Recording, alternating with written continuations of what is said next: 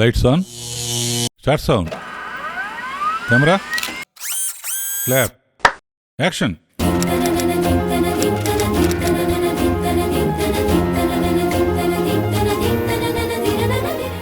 ఓం నమో వెంకటేశాయ. ఓం గం గణపతియే నమః. దైవ ప్రార్థనతోనే మొదలవుతుంది ఏ కార్యక్రమమైనా. ఈ కార్యక్రమానికి అందరికీ థ్యాంక్స్ చెప్పడమే దైవ ప్రార్థన.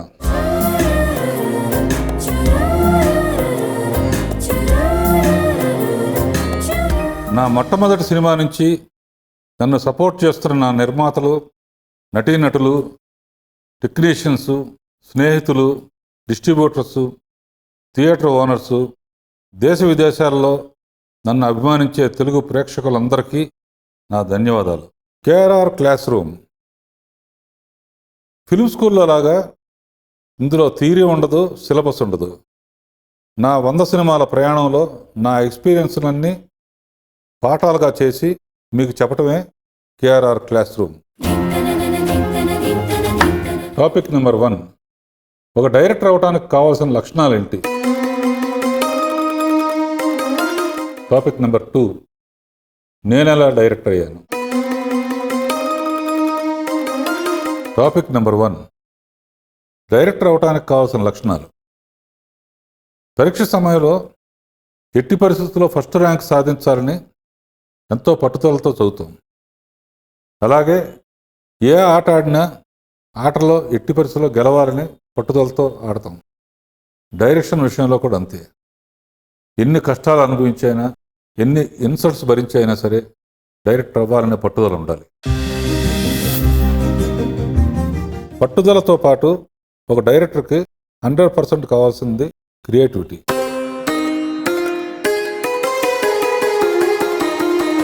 క్రియేటివిటీ అంటే ఫర్ ఎగ్జాంపుల్, ఉదాహరణకి ఒక సీన్ ఉందనుకోండి.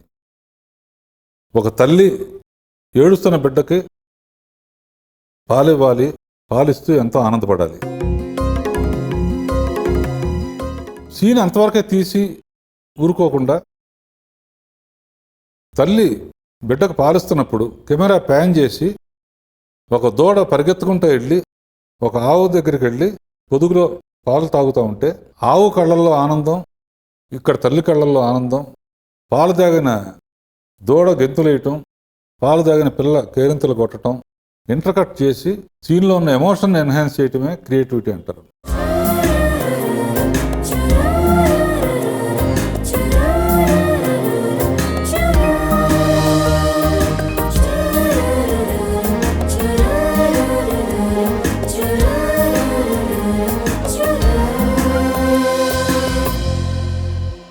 ఒక అసిస్టెంట్ డైరెక్టర్గా స్టోరీ డిస్కషన్లో కూర్చున్నప్పుడు రచయిత కథ చెప్తున్నప్పుడు ఒక పక్కన కథ శ్రద్ధగా వింటూ ఇంకో పక్క దృశ్యం ఊహించుకోగలగాలి.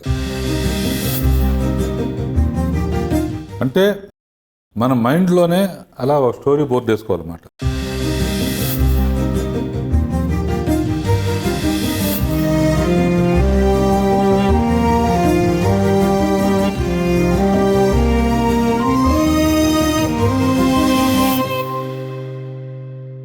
కొంతమంది అసిస్టెంట్ డైరెక్టర్స్కి స్టోరీ డిస్కషన్లో పాల్గొనే అవకాశం రాకపోవచ్చు. అప్పుడు ఏం చేయాలంటే, మర్నాడు తీయబోయే సీన్ మీ చేతికి వచ్చినప్పుడు ఓ పక్కన యాక్షను కావాల్సిన ప్రాపర్టీస్ రాసి ఉంటాయి. అసిస్టెంట్ డైరెక్టర్గా మీరు చేసే పనులు మీరు చేస్తూ సీన్ గురించి డీటెయిల్డ్గా చదువుకోవాలి.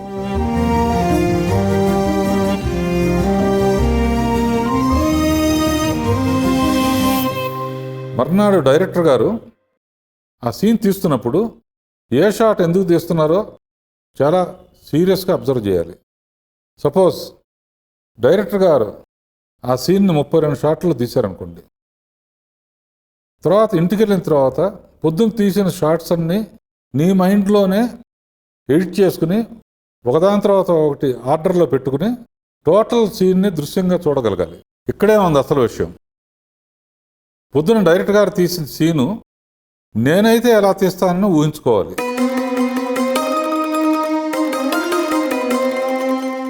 డైరెక్టర్ గారు ఎడిట్ చేసిన తర్వాత ఆ సీన్ చూసి నువ్వు ఊహించిన సీన్కి దానికి తేడా గమనించాలి. డెఫినెట్గా డైరెక్టర్ గారు తీసిన సీన్ బాగుంటే నువ్వు ఊహించిన దాంట్లో ఉన్న తప్పేంటో ఆటోమేటిక్గా నీకు అర్థమవుతుంది. అసిస్టెంట్ డైరెక్టర్గా ఉన్నప్పుడే అందరు టెక్నీషియన్స్తో ఫ్రెండ్లీగా ఉండాలి. పర్టికులర్గా కెమెరామ్యాన్తో చాలా క్లోజ్గా ఉంటూ, క్లోజ్గా అబ్జర్వ్ చేస్తూ ఏ షాట్కి ఏ లెన్స్ వాడుతున్నారో వివరంగా అడిగి తెలుసుకోవాలి. అలాగే ఒక రైటర్తో ట్రావెల్ చేస్తున్నప్పుడు స్టోరీ ఫార్మేషన్ ఎలా చేస్తున్నారు, ఒక సీన్ ఎలా కన్సీవ్ చేస్తున్నారు, ఇవన్నీ తెలుసుకుంటే రైటర్ రాసింది డైరెక్టర్ ఎలా డెవలప్ చేశాడు, ఎలా ఇంప్రూవైజ్ చేశాడో అనేది తెలుసుకోవటం చాలా ముఖ్యం. ఇలా మ్యూజిక్ డైరెక్టర్తో, ఎడిటర్తో, ఆర్ట్ డైరెక్టర్తో, మిగతా అందరు టెక్నీషియన్స్తో క్లోజ్గా అన్ని విషయాలు అబ్జర్వ్ చేసుకుంటూ ఉంటే డైరెక్టర్ అయిన తర్వాత అన్ని డిపార్ట్మెంట్స్ మీద ఫుల్ కమాండ్ ఉంటుంది. అసిస్టెంట్ డైరెక్టర్గా సెట్లో ఉన్నప్పుడు ఎంతో యాక్టివ్గా, చలాకీగా ఉండాలి. ప్రొడ్యూసర్ దృష్టిలో ఆర్టిస్టులు, టెక్నీషియన్స్ అందరూ ఈ కుర్రాడు ఎవడో చాలా యాక్టివ్గా ఉన్నాడు, తప్పకుండా పైకి వస్తాడని బ్లెస్ చేస్తున్నప్పుడు నీలో కాన్ఫిడెన్స్ లెవెల్ చాలా పెరుగుతుంది. ఇలా నిరంతరం నేర్చుకునే లక్షణం ఉన్నవాళ్ళు తప్పకుండా పైకి వస్తారు, మంచి డైరెక్టర్గా రాణిస్తారు. ఇప్పుడు నేను చెప్పిన విషయాలన్నీ నా ఎక్స్పీరియన్స్ మీతో షేర్ చేసుకున్నాను, అంతేగాని ఇదే వేదం కాదు. ఇప్పుడు నేను ఎలా డైరెక్టర్ అయ్యాను. అప్పటికే మా నాన్నగారు పెద్ద డైరెక్టర్. స్కూల్లో ఉన్నప్పుడు ఎక్కువగా ఆయన పిక్చర్లో చూసేవాడిని.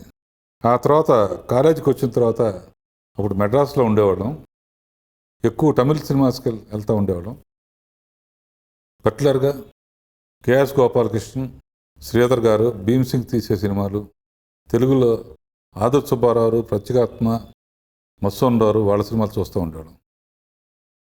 సెకండ్ షో చూసి తిరిగి నడిచి వచ్చేటప్పుడు మా ఫ్రెండ్స్ అందరూ వేరే టాపిక్ మాట్లాడుతూ ఉంటే నేను మట్టుకు చూసిన సినిమా గురించే ఆలోచిస్తూ ఉండేవాడిని.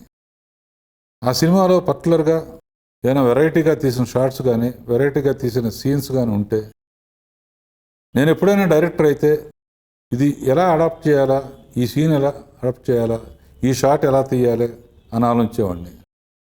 అప్పటి నుంచే నాకు డైరెక్టర్ అవ్వాలి, ఎలాగైనా సరే వీళ్ళకన్నా బాగా తీయాలని ఒక పట్టుదల ఉండేది.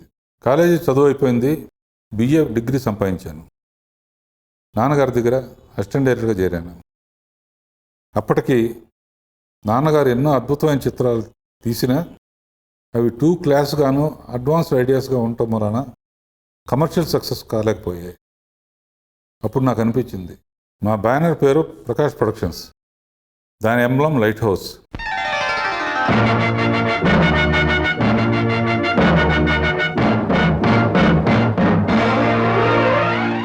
అందరికీ వెలుగునిచ్చే లైట్ హౌస్లో బల్బు మాడిపోయింది. నేను ఎలాగైనా డైరెక్టర్ అయ్యి కొత్త బల్బు పెట్టి నాన్నగారి పేరు నిలబెట్టాలనే పట్టుదల పెరిగింది. ఒక అసిస్టెంట్ డైరెక్టర్గా నాన్నగారి దగ్గర ఎంతో నేర్చుకున్నాను. ఎలా అంటే ఒక డైరెక్టర్ గారు అబ్బాయిలాగా కాకుండా అందరు టెక్నీషియన్తో కలిసిపోయి అన్ని డిపార్ట్మెంట్స్ మీద అవగాహన పెంచుకున్నాను. మా ఫాదర్ స్పెషాలిటీ ఏంటంటే సీన్ చాలా డీటెయిల్డ్గా రాసేవారు అన్నమాట. మర్నాడు తీసే సీను నైట్ అంతా నేను ఒక రకంగా ఆలోచించి ఇలా తీస్తే బాగుంటుంది అనుకుని వెళ్ళేవాడిని సెట్కి. వెళ్ళిన తర్వాత చూస్తే నాన్నగారు ఆ సీన్ని వేరే విధంగా తీస్తే మొదలుపెట్టేవారు. నాకు చాలా కోపం వచ్చేది. డైరెక్టర్ ఆయన అయితే నేను కోపం తెచ్చుకోవటం అంటేనే జ్ఞానం కూడా ఉండేది కాదు.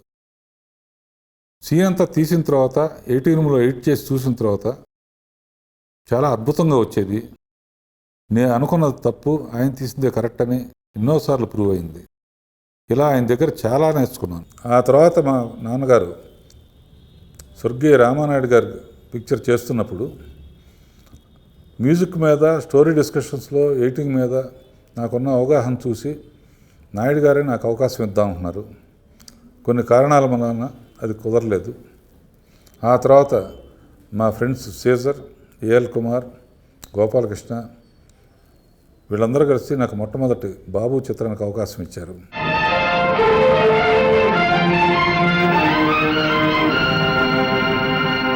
డైరెక్షన్ నేర్చుకోవడం అనేది ఎండ్లెస్ అని నా ఉద్దేశం. ఇప్పటికీ గొప్ప గొప్ప సినిమాలు చూసినప్పుడు నేను ఇంకా స్టూడెంట్నే అనే ఫీలింగ్తో ఉంటాను. సరదాగా మీకు ఒక క్విజ్. ఎపిసోడ్ బిగినింగ్లో ఒకవైపు నంది అవార్డు, ఒకవైపు క్యాష్తో పాటు యాపిల్, ఈ రెండు ఎందుకు పెట్టానో నెక్స్ట్ ఎపిసోడ్ బిగినింగ్లో చెప్తాను. ఈలోగా మీరు ఊహించి కామెంట్స్ రాయండి. నేను అనుకున్నది మీరు ఊహించింది ఒకటో కాదో నెక్స్ట్ ఎపిసోడ్లో డిస్కస్ చేద్దాం.